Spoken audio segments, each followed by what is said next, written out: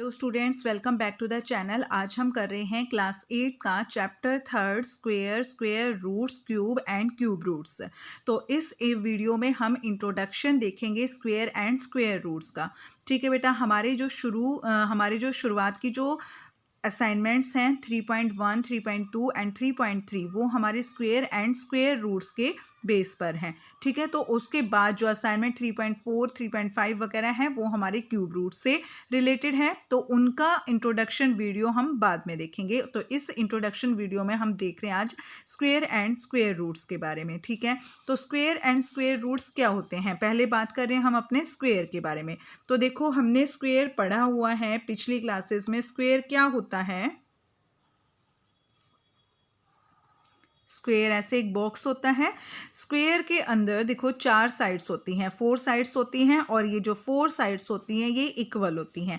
4 sides equal होती हैं। ठीक है, तो वो हमारा क्या होता है? स्क्वायर होता है। लेकिन ये जो स्क्वायर है ये हमारा ज्योमेट्री का स्क्वायर है, लेकिन हम जिस स्क्वायर की बात कर रहे हैं वो है अलजेब्रा का स्क्वायर।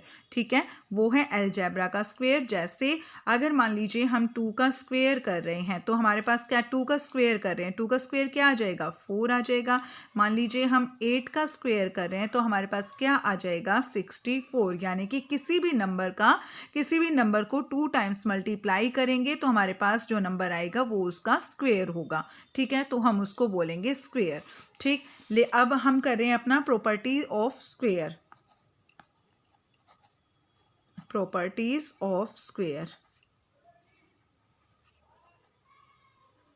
ठीक है, प्रॉपर्टी ऑफ स्क्वायर के लिए तो देखो बेटा, पहले हम करेंगे 1 स्क्वायर। 1 का स्क्वायर क्या होता है? 1। 2 का स्क्वायर क्या होता है? 4 एंड 3 का स्क्वायर क्या होता है? 9। 4 का स्क्वायर होता है हमारे पास 16। 5 का स्क्वायर 25 और 6 का स्क्वायर 36। 7 का स्क्वायर 49। 8 का स्क्वायर 64। 9 का स्क्वायर 81 एंड 10 का स्क्वायर होता है 100। ठीक है, कैसे किया हमने ये स्क्वायर? किसी भी नंबर का स्क्वायर करेंगे, किसी भी नंबर को 2 टाइम्स मल्टीप्लाई करेंगे तो हमारे पास वो जो नंबर आएगा वो उसका स्क्वायर होता है। तो 1 इंटू 1 किया तो 1 आ गया। 2 इंटू 2 किया तो हमारे पास आ गया 4। 3 इंटू 3 किया 9 आ जाएगा। 4 इंटू 4 करेंगे तो 16 आ जाएगा। 5 इंटू 5 करेंगे तो 25 आ जाएगा। तो ये क्या है? 5 का स्क्वायर। 25 क्या है? 5 का स्क्वायर है। 36 क्या है? 6 का स्क्वायर है। ठीक है बेटा, तो ये है हमारे स्क्वायर नंबर्स। तो ये नंबर्स आपको अच्छे से याद रखने हैं। ठीक है, वैसे भी आपको ये याद ही होंगे। ठीक है, तो ये आपको याद रखने हैं अच्छे से। अब हमारे पास प्रॉपर्टीज होती है स्क्वायर की। प्रॉपर्टीज क्या होती है स्क्वायर की? तो फर्स्ट प्रॉपर्टी है हमारे पास स्क्वायर्स ऑफ इवन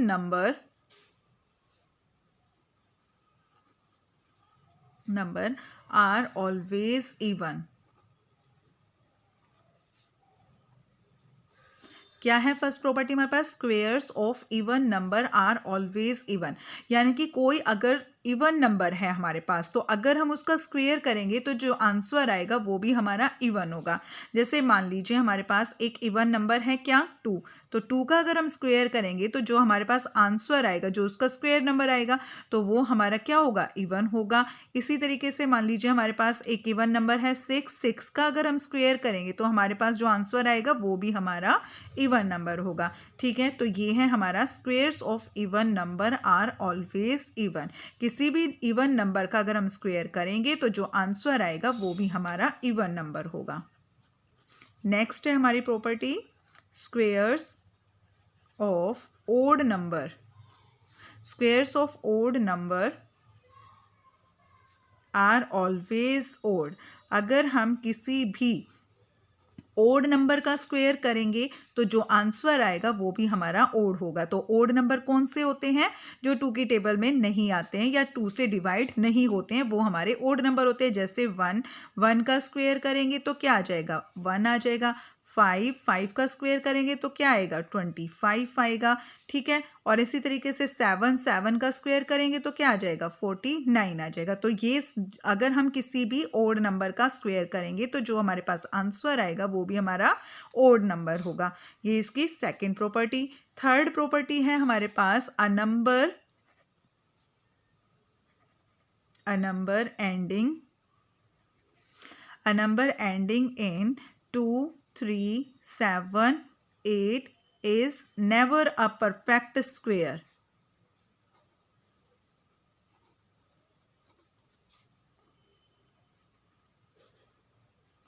देखो, अ number ending in 2, 3, 7, 8 is never a perfect square. बात हो रही है परफेक्ट स्क्वायर की, तो परफेक्ट स्क्वायर क्या होता है? परफेक्ट स्क्वायर ये होता है बेटा, जैसे मान लीजिए अगर कोई नंबर हमारा, अगर कोई भी नंबर, जैसे अगर हम उसका 1 का स्क्वायर करें, तो अगर किसी भी, जैसे मान लीजिए ये नंबर हमारे पास 2, 3, 6, ठीक है।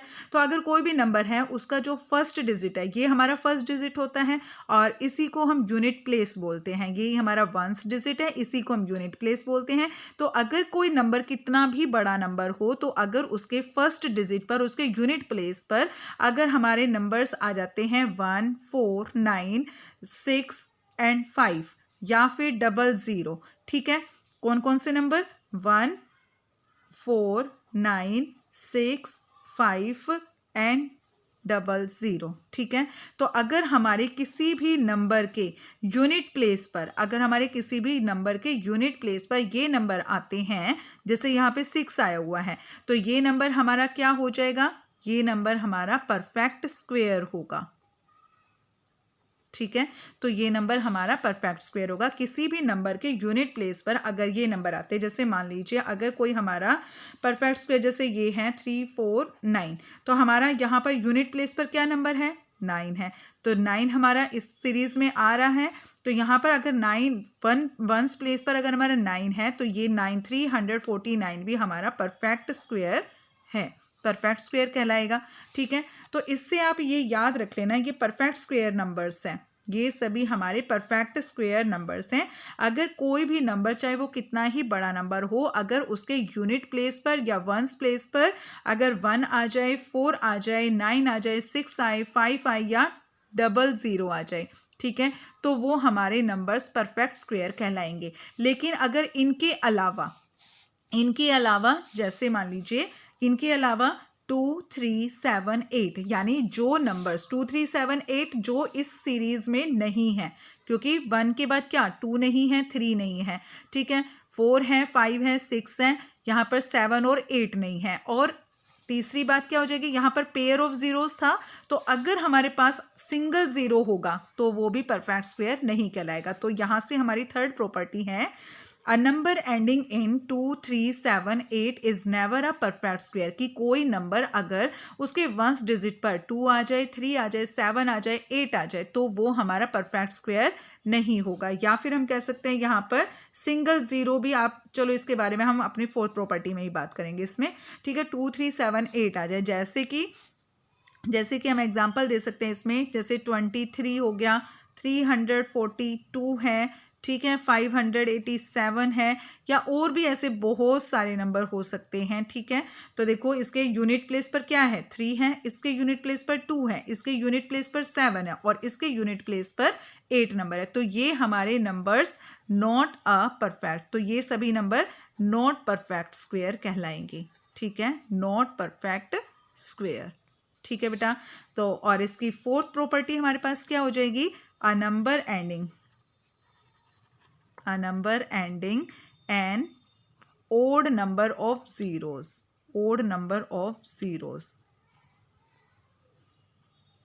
is never a perfect square।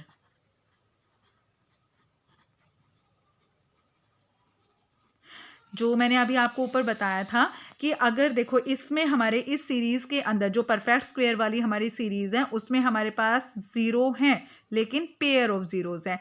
हमारे पास 2 ज़ीरोज़ हों या 4 ज़ीरोज़ हों या 6 ज़ीरोज़ हों या 8 ज़ीरोज़ हों, यानी कि हमारी जो ज़ीरोज़ हैं वो पेयर में होनी चाहिए, इवन नंबर में ज़ीरोज़ होनी चाहिए। अगर इवन नंबर में ज़ीरोज़ है, पेयर में ज़ीरोज़ हैं, तो वो हमारा परफेक्ट स्क्वायर कहलाएगा। लेकिन अदरवाइज अगर हमारे पास कोई नंबर ऐसा है जैसे 170 या, ठीक है, तो इस केस में हमारे पास यूनिट प्लेस पर 10 है, यहाँ पर हमारे पास 000 है, तो 1 और 3 क्या हो गया, odd number.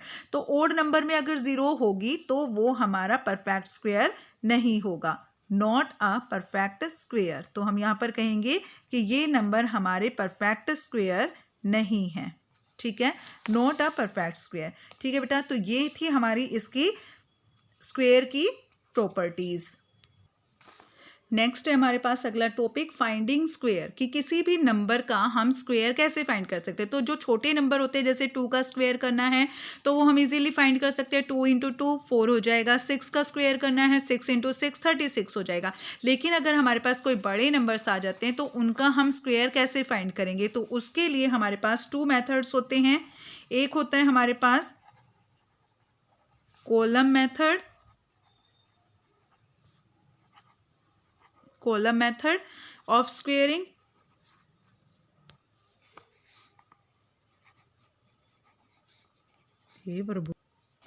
Of squaring. Second method है इसका बेटा हमारे पास डायगोनल मेथड,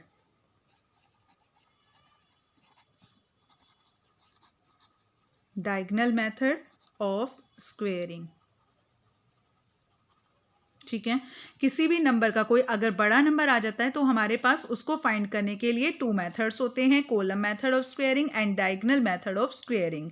तो जिनके बारे में जब हम क्वेश्चंस करेंगे तो हम इनके बारे में अच्छे से डिटेल में पढ़ेंगे।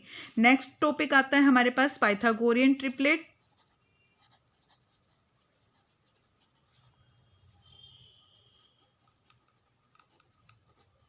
पाइथागोरियन ट्रिपलेट, पाइथागोरियन ट्रिपलेट क्या होता है बेटा हमारे पास, जैसे कि मान लीजिए हमारे पास 2 नंबर हैं 3 स्क्वायर प्लस 4 स्क्वायर। ठीक है, तो 3 स्क्वायर प्लस 4 स्क्वायर, 3 का स्क्वायर कितना होता है 9 होता है, 4 का स्क्वायर कितना होता है 16 होता है। और अगर हम इनको दोनों को सम करेंगे इनका तो हमारे पास आ जाएगा 25। 25 किसका स्क्वायर होता है, 5 का स्क्वायर होता है। तो हम यहाँ पर कह सकते हैं कि 3 और 4 के स्क्वायर का सम 5 के स्क्वायर के इक्वल होता है। ठीक है, तो हम यहाँ पे कह सकते हैं 3 और 4 का स्क्वायर का जो सम होगा वो 5 के स्क्वायर के सम के इक्वल होगा, 5 के स्क्वायर के इक्वल होगा। तो यहाँ पर हमारा 3, 4 एंड 5 क्या हो जाएगा, पाइथागोरियन ट्रिपलेट हो जाएंगे, आर पाइथागोरियन ट्रिपलेट।